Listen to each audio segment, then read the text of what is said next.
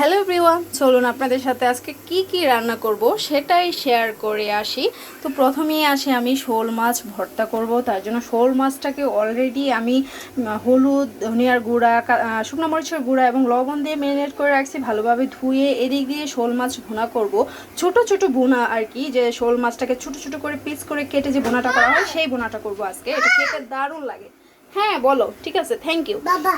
ঠিক আছে বাবা, হ্যাঁ বুঝতে পারছি। এই দিক দিয়ে আমি শোল মাছের মাথা আর লেজ নিয়ে নিয়েছি, যেটা দিয়ে আমি তরকারি রান্না করব। আর এটা হচ্ছে ডালের পাকোড়া। অলরেডি আমি এটাকে মাখিয়ে রাখছি, আর ডালটা অনেকক্ষণ রাত থেকে সকাল পর্যন্ত ভিজিয়ে রাখছিলাম। অতএব ডালটা আমি ভাঙি নাই আর কি, এক কথায় আস্তে আস্তে রাখছি। তো এটা দিয়ে এখন পাকোড়া বানাবো, ডালের পাকোড়া। আর অন্য দিক দিয়ে আছে তরকারি। এখানে তরকারি আছে চিচিঙ্গা, আর আলু, তারপর আছে পাবদা, তারপর আছে কলা। তো সব কিছু মিলিয়ে নর্মালি তৈরি করা হয়, কারণ শীতের মধ্যে পাঁচমিশালি তরকারি দিয়ে তরকারি রান্না করতে ভালোই লাগে। অলরেডি আমার সবজি খেতে খেতে বেহাল অবস্থা। তো এই দিক দিয়ে আছে এটাকে কি বলে, কচুরমুখী ভর্তা করব। তো সেখানেও প্রসেসিং সব কিছু রেডি। এই দিক দিয়ে ঢাল বসাইছি।